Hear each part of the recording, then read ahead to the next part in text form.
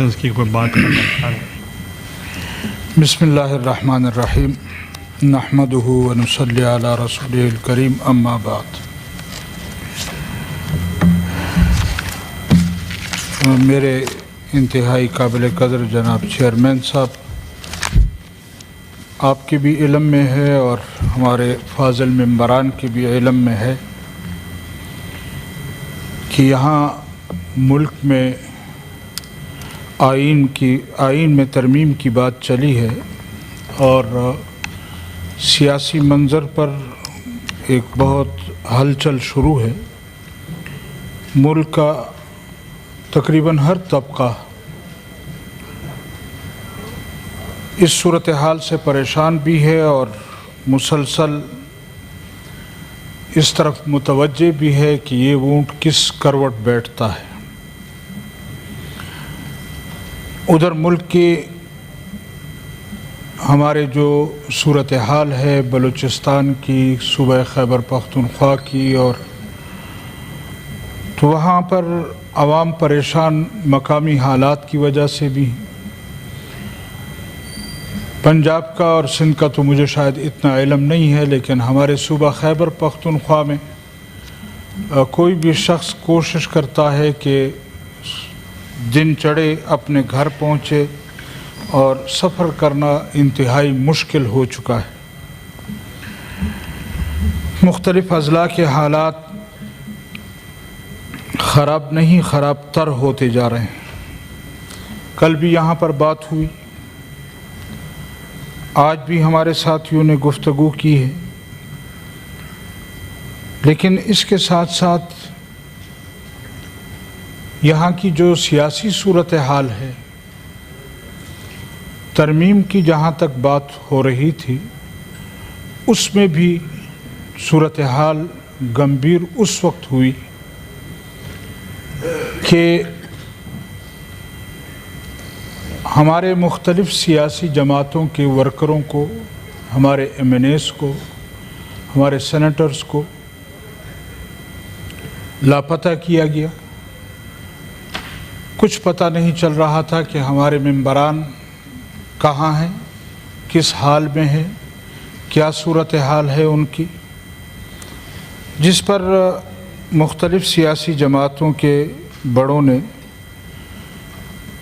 ہمارے party leader قائد جمعیت حضرت مولانا فضل الرحمن صاحب کے پاس مختلف وفود آتے رہے ہیں، جس میں پیپلز پارٹی، مسلم لیگ نون، تحریک انصاف کے معتبر ساتھی وہاں تشریف لاتے رہے ہیں،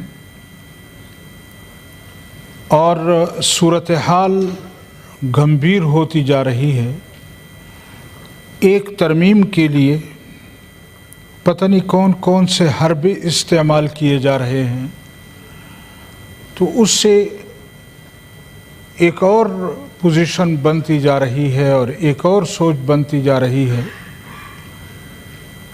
کہ کیا ہمارے آئین میں ترمیم کے لیے بھی ہمیں اس صورتحال کا سہارا لینا پڑے گا؟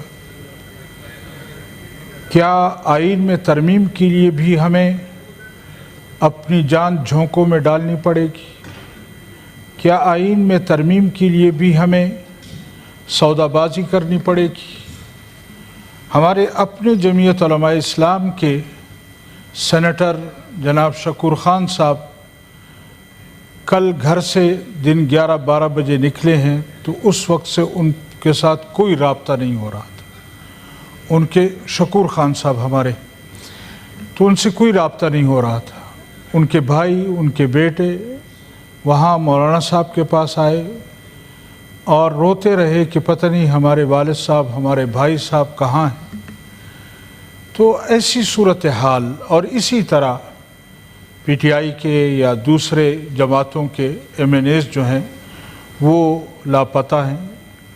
تو ایسی صورتحال میں اگر ہم ترمیم لائیں گے تو کیا اس کے بعد بھی یہ توقع کی جائے گی کہ اپوزیشن جماعتیں جو ہیں وہ ترمیم کا ساتھ دیں گی؟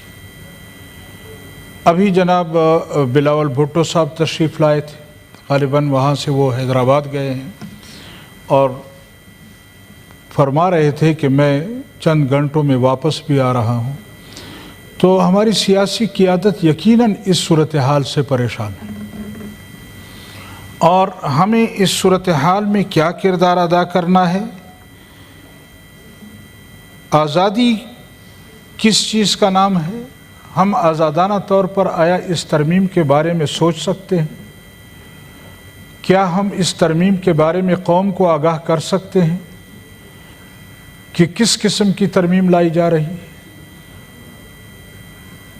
इस तरमीम के जितने भी स्टेक होल्डर्स हैं, जिससे पता करो, कहते हैं हमें पूरी सूरत हाल का पता इल्म नहीं है, क्या हो रहा है उसमें और कब उसको पेश कर रहे हैं। न हुकूमती मेंबरान के इल्म में है कि वो उसमें क्या कुछ है और क्या कुछ नहीं, न अपोजिशन जमातों के लीडरान को पता है। अब ये मालूम नहीं किस को इल्म है और किस को नहीं है। लिहाजा ऐसी सूरत हाल में इस पार्लियामेंट की वक़्त क्या होगी, यहाँ के मेंबरान की वक़्त क्या होगी, हमारी पोजीशन क्या होगी कि हम इसके बावजूद भी बैठे हैं कि शायद हमसे कोई मशवरा करेगा, कोई पूछेगा, कोई बात करेगा।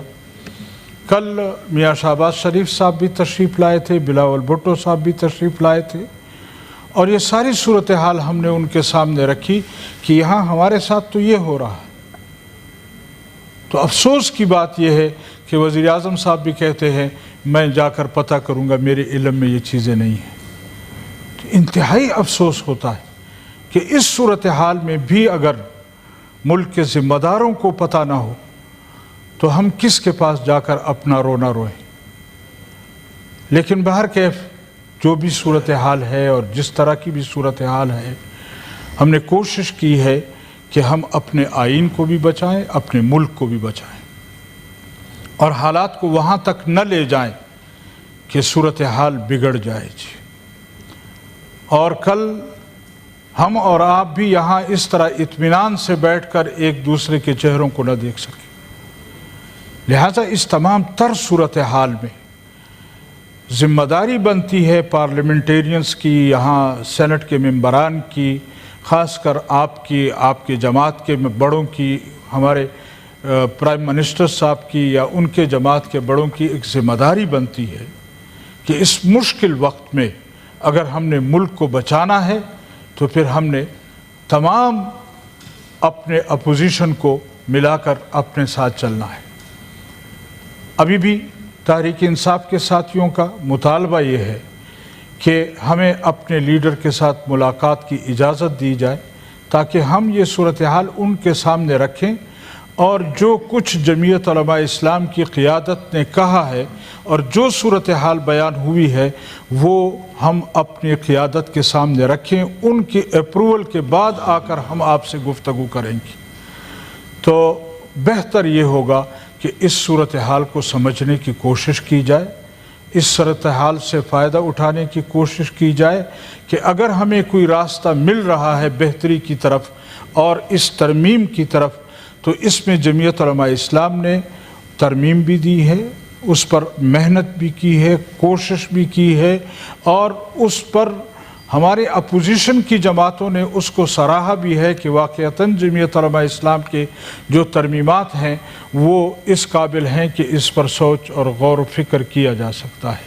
तो लिहाजा मैं ये गुजारिश करूँगा कि इसकी तरफ मुतवज्जे होना चाहिए, हुकूमत को भी इसकी तरफ मुतवज्जे होना चाहिए, हमारे पार्लियामेंट, हमारी सेनेट के मेंबरान को भी, कि वो इस सूरत हाल को समझने की कोशिश करें और इस सूरत हाल से निकलने के लिए कौम को परेशानी जो है वो ये है कि हम इस सूरत हाल से निकलेंगे कैसे।